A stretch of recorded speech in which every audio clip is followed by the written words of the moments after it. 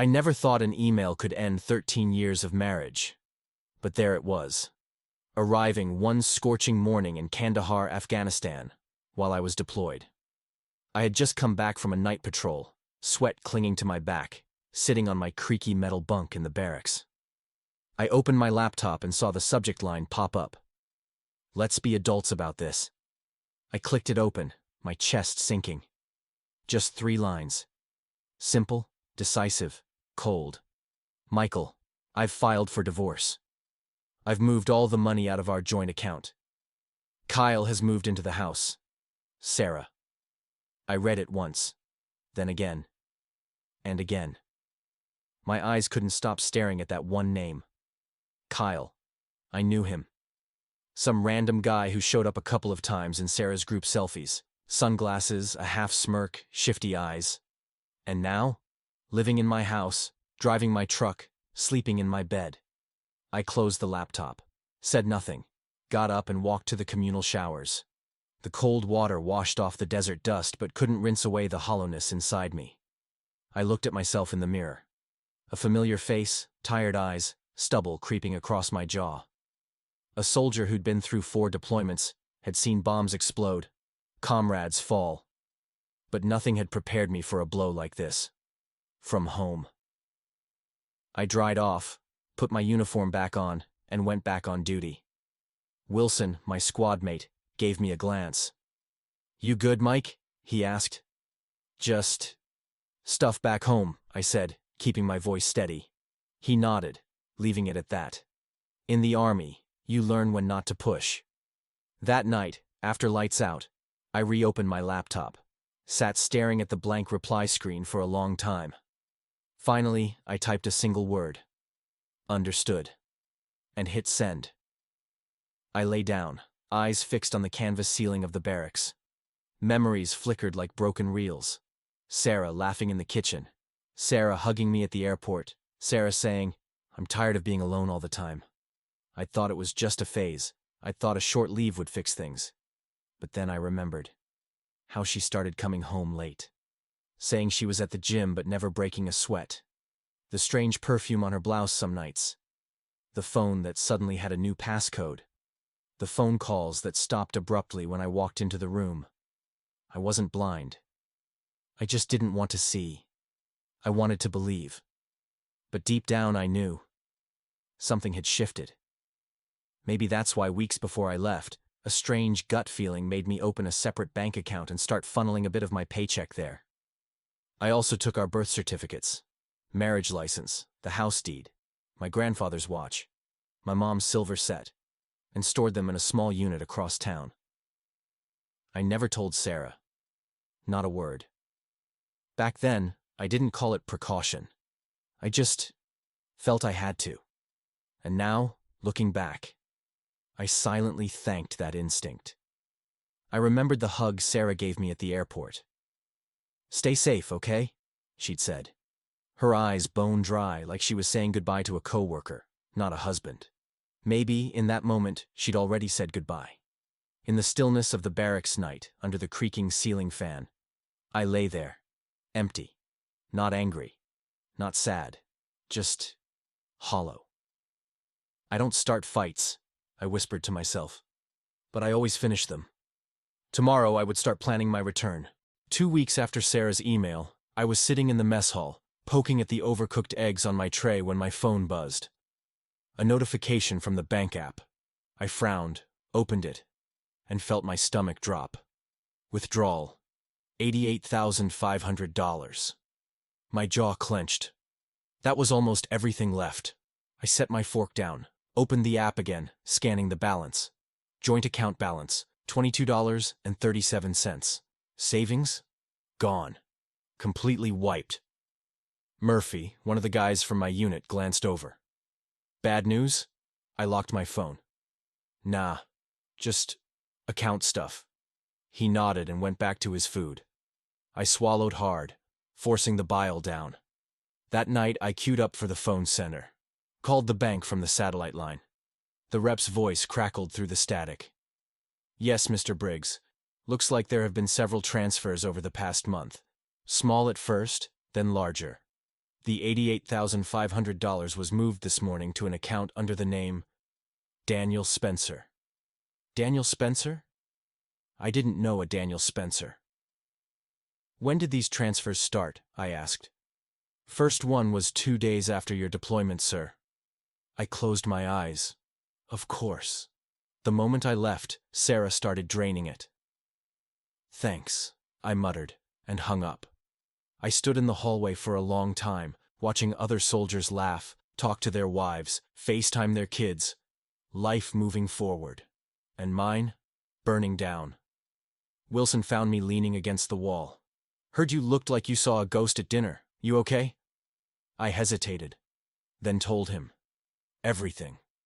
My wife cleaned out our accounts, moved her boyfriend into our house, filed for divorce while I was on patrol.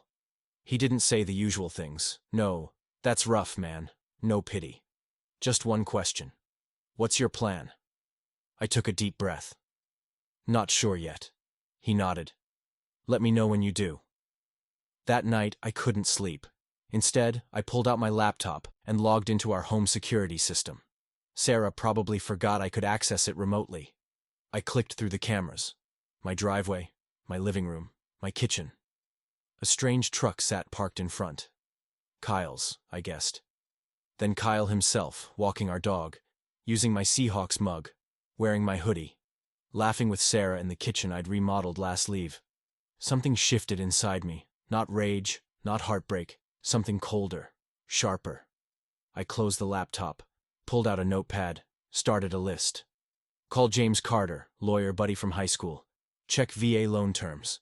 Contact my master sergeant about emergency leave. Review home refinance documents. Sarah mentioned something last year. Secure military pension account. I wasn't sad anymore. I wasn't angry. I was focused. This wasn't about emotions now. It was about strategy. At 0500 before my shift, I emailed James. Subject, need legal help, urgent, discreet. An hour later, his reply, call me. Secure line only. I stepped into an empty supply closet and dialed. His familiar voice filled my ear. Mike, what the hell's going on? I told him everything. The email, the transfers, the security footage. Damn, James said. Okay, first, we need to see if any property documents have been tampered with. You said the house is under your name alone? VA loan's in my name. I added Sarah to the deed after we married. He sighed. She can't legally refinance without your signature, but if she forged it... My stomach twisted. You think she did? I've seen it before, man. When I hung up, I knew exactly what I had to do. I didn't need to yell. I didn't need to threaten. I didn't even need to confront her. I just needed to wait. Watch. Let her own actions tighten the noose. 2 days later, another email from the bank. Loan refinance finalized. $330,000 disbursed. I sat there, staring at the screen. My name. My house. A refinance I never signed. I logged into the security cameras again. Watched as Kyle and a man in a suit walked through my living room. The man carried a clipboard, snapping photos, pointing at walls. Kyle handed him a beer from my fridge. I turned up the audio. Should list by Friday, the man said. I've got a cash buyer lined up. How much? Kyle asked. Listing at $470,000. Buyer offers $420,000. Everyone's happy. I leaned back, my heart thudding. They were trying to sell my house. Under my name. Behind my back. And Kyle? Standing there, drinking my beer, planning how to cash in on everything I'd built. I hit record on the footage, saved it to the cloud, then forwarded a link to James. Subject, urgent. Watch this now. Within minutes, my phone buzzed. Mike, we've got them, James said. This is bigger than we thought. That agent? Daniel Spencer. He and Kyle have pulled this same stunt on 2 other military families in the past year. I clenched my fists. They're predators. Exactly. And you're about to be their undoing. I exhaled slowly. For the first time since that email in the desert, a strange calm washed over me. I wasn't just fighting for myself anymore. I was fighting for every soldier who thought their home was safe while they served. I landed back in the States under a gray Spokane sky. No one was waiting for me. I hadn't told anyone I was coming. Not Sarah, not Kyle. I checked into a cheap motel downtown under a different name, dropped my duffel bag by the bed, and stared at the peeling wallpaper. I wasn't home. Not really, not yet. I dialed James. "Where are you?" he asked. "Downtown," I said. "Motel on 5th. You?" "Meet me at the diner off Route 2, 10 miles out. Bring everything." I hung up and stared at myself in the cracked bathroom mirror. My face looked older than the last time I'd seen it in the States. A little more hollow, a little more weathered, but sharper too. Harder. I drove out to the diner, parked in the back, and slid into a booth. James walked in a few minutes later, manila folder in hand. "You look like hell," he said, sliding in across from me. "Feel like it too," I replied. He handed me the folder. Everything we talked about. Deed, loan documents, bank records, and this. He pulled out a separate sheet. Found something interesting when I dug deeper. I unfolded the paper. It was a copy of the refinance application. My signature was there, or at least it tried to be. But the middle initial was wrong. The slant off. The loops didn't match. "They forged me," I said quietly. James nodded. 3 months ago, took out $330,000 against the house. My mouth went dry. "Sarah?" He didn't have to answer. I already knew. "And it gets better," James said grimly. "She listed Kyle as a co-applicant." I let out a hollow laugh. "Kyle's got a record. 2 DUIs, and a fraud charge back in 2019. I leaned back against the booth. "So, let me get this straight. She forges my signature, pulls equity out of the house, clears out the joint accounts, moves her boyfriend in. And now they're trying to flip my house behind my back? That's the play." I shook my head. "How is this even real?" James shrugged. "People do crazy shit when they think no one's watching." I stared out the window, watching trucks roll past on the highway. "What are my options?" "Legally, plenty. But first, you need to decide what you want." I thought about that. I wanted what was mine. And I wanted her to understand consequences. James grinned faintly. "Then here's what we do." The next morning, I drove past my house. Kyle's truck was gone. Sarah's car sat in the driveway. I parked down the street, watched through the rearview mirror. Thought about knocking on the door. Facing her. Asking why. But that wasn't the plan. Instead, I went to the bank. Met with the loan officer who'd processed the refinance. I handed him my military ID. Showed him the real signature on my driver's license. Then the forged one. His face turned pale. I'll need to report this immediately." "I understand," I said. "I've already filed a police report." That night my phone buzzed. A text from Sarah. "Who have you been talking to at the bank? Kyle says someone's asking questions." I didn't reply. The next day, I went to the county clerk's office, filed paperwork contesting the refinance due to fraud, registered formal notice that no changes to the property could be made without my presence. 2 days later, Sarah called. I let it go to voicemail. "Michael, we need to talk. The bank called about the house. What are you doing? If this is about the divorce, we can discuss it like adults." Like adults. Same words from her email. Still, I didn't respond. That afternoon, James called. "They froze the refinance funds." I let out a breath. "Good. And there's more," James added. "Kyle's been driving your truck, right? The one still in your name?" "Yeah." "Well, he got pulled over this morning. Driving on a suspended license from those DUIs. They impounded the vehicle." I smiled faintly. Karma. And guess what they found in the truck? What? Prescription pads. From Sarah's dental office. Not blank either. I closed my eyes. She's been stealing scripts? Looks that way. Police are investigating. I sat down on the motel bed, rubbing my temples. This was spiraling faster than I thought. Part of me wanted to warn her. Old habits, old loyalty. But then I remembered the security footage. My house, my dog, my life, given away like it meant nothing. Number. This was the path now. I couldn't turn back. And honestly, I didn't want to. The next morning, I met with the bank's fraud investigator. Thompson. Short guy, tired eyes, coffee stain on his tie. This happens more than you'd think, he said, spreading documents across his desk. Spouse deploys. Other spouse sees opportunity. What happens now? I asked. We've frozen the funds. But there's a problem. I frowned. What problem? Some of the money's already gone. How much? About half. 14,600. I leaned forward.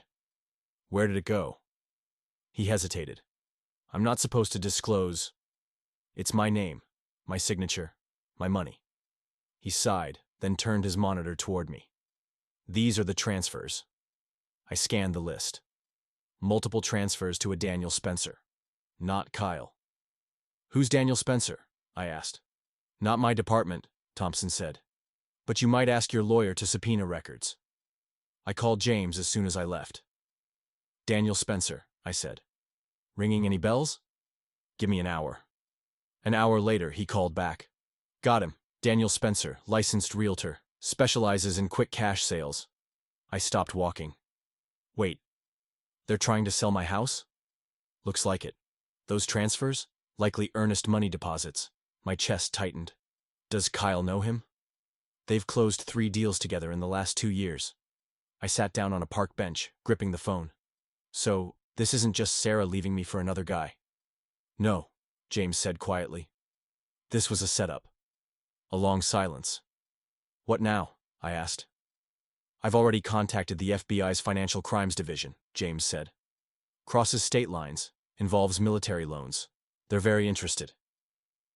That night I sat in my motel room with a beer, watching the city lights flicker, wondering if Sarah had been playing me our entire marriage, or if she just got caught up in Kyle's scheme, wondering if it even mattered. My phone buzzed, another text from Sarah. I don't understand what's happening. The bank, Kyle, they're saying fraud. Please call me. I stared at it a long time, then typed, Who is Daniel Spencer? She started typing. Stopped. Started again. Stopped. Finally. I don't know what you're talking about. I turned off the phone and went to bed. Tomorrow, the real fight began. The morning after I sent that text, I woke up to a string of messages from Sarah. Michael, please. We need to talk. I didn't know everything. I didn't mean for it to get this far. Kyle's freaking out. Please call me. I didn't respond. I read them all. Then I turned off notifications and set the phone face down on the nightstand. I wasn't ready to talk. Not to her. Not yet. James picked me up an hour later, coffee in hand. He tossed me a cup. They're panicking, he said. I can tell. We drove in silence toward the courthouse. The FBI had filed an injunction to freeze all transactions tied to the refinance. Today, I was submitting my affidavit. Legally, things were moving. Emotionally, I wasn't sure where I stood. You planning to see her? James asked. No. She's been calling my office too. I smirked. Desperate? Sounds like it. We pulled into the parking lot. I took a long sip of coffee. Let her squirm. Inside, I met with Agent Patel. She looked over the stack of documents I brought. This helps solidify the timeline, she said. You've been careful, Mr. Briggs. I've had to be. She gave me a small nod. We're close. I signed a few more papers, gave my statement. By noon, I was back in James's truck, watching pedestrians cross Main Street. My phone buzzed again. Sarah. Meet me. Riverfront Park. Tomorrow. Please. I showed James. Don't go, he advised. Nothing good will come from it. I won't. I tucked the phone away. But I want to see what she does. What do you mean? Follow her. The next morning, we parked across from the house at 9:30. At 9:45, Sarah left, heading toward Riverfront Park. Now what? James asked. Now we wait. 20 minutes later, a car pulled up. Realtor logo on the door. Daniel Spencer. Kyle came out to greet him. They shook hands, talked briefly in the driveway. Then they both went inside. James raised an eyebrow. Want to follow? I shook my head. No need. I pulled up the security camera app on my phone, turned the screen toward him. Inside, Spencer was taking photos. Kyle pointed out fixtures, cabinets. I turned up the audio. Should list by the end of the week, Spencer said. I've got a buyer lined up. Cash, as usual. How much? Kyle asked. We list at $470. Buyer offers $420. Everyone's happy. Getting greedy, James muttered. I forwarded the live feed link to Agent Patel. Typed a short message. Happening now. Half an hour later, black SUVs rolled up. FBI agents jumped out, surrounding the house. We watched from down the block as Spencer and Kyle were led out in handcuffs. James's phone rang. Yeah, he answered, then handed it to me. Patel. I pressed it to my ear. We got them on tape discussing the scheme, she said. Wire fraud, conspiracy, attempted sale under false pretenses. And Sarah? I asked. She's distressed, watching from the yard. I looked down the street. There she was, hands over her mouth. Frozen as agents carried boxes of documents from the house. What happens to her? I asked. That depends, Patel said. On what she knew, and on what you want. I watched her stand alone on that lawn. The lawn we'd once mowed together on lazy Saturdays. The lawn where she'd planted hydrangeas. The lawn where she'd hugged me goodbye before deployments. I thought about the years, the laughter, the dinners, the small betrayals that added up over time. I want what's right, I said finally. Patel's voice softened. We'll do our part. I handed the phone back to James. He looked at me carefully. You okay? I leaned back against the seat. No. A pause. But I will be. We drove away as agents secured the scene, as yellow tape went up, as Sarah stood still, staring after the vehicles disappearing into the street. I didn't look back. Not anymore. That night, I sat on the motel bed, staring at the ceiling fan spinning slowly. My phone buzzed again. Sarah. Michael, please. I didn't know about Daniel. I didn't know what Kyle was doing. I swear, I never wanted to hurt you. I stared at the message, then closed the screen, turned off the lights, and let the silence swallow me. Tomorrow there'd be more paperwork, more meetings, more unraveling of lies. But tonight I allowed myself, for the first time since Kandahar, to feel tired, to let my body sink into the mattress, to let sleep come, because for the first time in a long time, I wasn't carrying it alone. The morning after the arrests, I woke to a voicemail from Agent Patel. Mr. Briggs, we've formally charged Kyle Reynolds and Daniel Spencer. Wire fraud, conspiracy, and multiple counts of real estate fraud. We're still determining Sarah Briggs' involvement. Please call us when you can. I stared at the ceiling for a moment, then called back. She's saying she didn't know, Patel told me. Claims Kyle handled everything, that she just signed what he told her to. I exhaled slowly. You believe her? Patel hesitated. She's sticking to that story. We're gathering more evidence. I hung up and sat by the motel window, sipping stale coffee, watching the city wake up, wondering if Sarah had played dumb or truly hadn't known, wondering if it mattered. James picked me up mid-morning. Ready for round 2? Ready as I'll ever be. We drove back to the courthouse. Inside, we met with Patel again. She's cooperating, Patel said. She's offering to testify against Kyle and Daniel in exchange for immunity. I folded my arms. Immunity? It's standard in cases like this. I shook my head. She forged my signature. Patel held up a hand. We're not granting it yet. We still need your statement. I leaned forward. Let me be clear. I don't care if she didn't mastermind it. She knew enough. She benefited. She lied. Patel nodded. Understood. James patted my shoulder as we left the building. You're doing the right thing, Mike. I hope so. That afternoon, Sarah texted again. Michael, please, I had no idea. Kyle said it was legal. Said it was just a way to pay off debts. I didn't know about Daniel. I swear I stared at the message. Deleted it. That night, Agent Patel called again. We've confirmed Daniel and Kyle used similar schemes on 3 other military families, she said. Your case is solidifying a pattern. It's helping us build federal charges. And Sarah? She's signing a sworn affidavit tomorrow, admitting she signed documents under Kyle's direction. Is she getting charged? Not at this point. But if more evidence shows deeper involvement. I get it. Patel paused. Are you okay with this? I looked at the motel ceiling, the flickering light bulb, the cracks in the paint. Number. But it's not up to me anymore. The following week, I watched from the back of the courtroom as Kyle and Daniel sat at the defense table, shackled, pale, their lawyers whispering urgently. Sarah sat 3 rows ahead of me, hair pulled back, shoulders slumped. She didn't turn around once.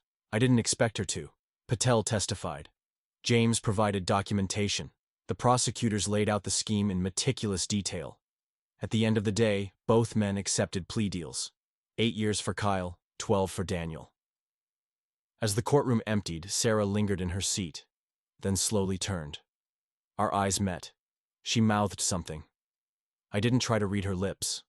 I stood, walked out, didn't look back. 6 months later, the divorce finalized. Clean break. No alimony, no claims to my pension, no share of the house. She walked away with nothing but her clothes and a battered reputation.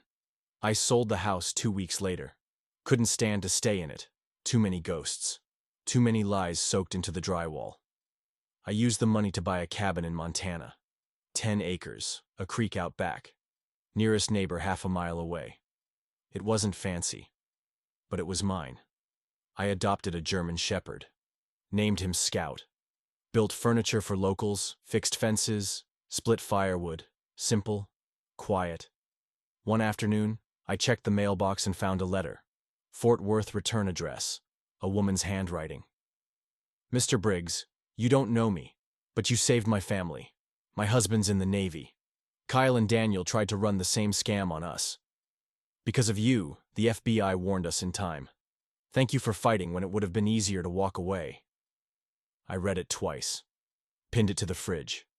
That night, I sat on the porch. Scout lay at my feet. Crickets chirped. The creek whispered in the distance. I stared at the stars, letting the night wrap around me. No phone buzzing. No betrayal waiting in the dark. Just quiet. For the first time in years, I didn't feel like a soldier in a war I hadn't chosen. I felt free. It had been a year since the trial. Montana's winter had come and gone, leaving behind budding trees and green hills.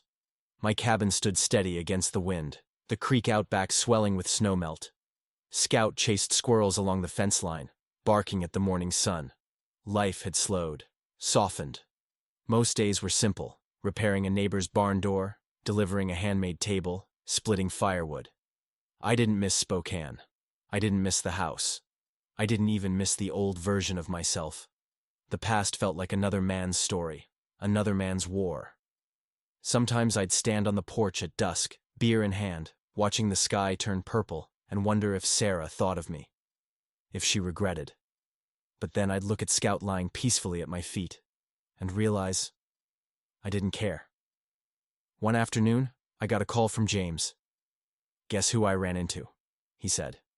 I chuckled. I'm afraid to ask. Sarah. She's back in Oregon, working reception at a dental office again. Back to square one, I murmured. Yeah. He paused. She asked about you. I sipped my coffee. What did you tell her? That you're doing fine. I smiled faintly. Good answer.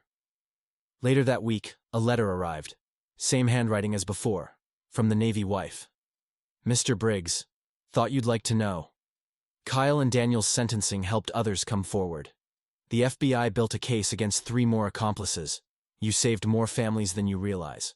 Thank you. Again. I pinned it next to the first letter.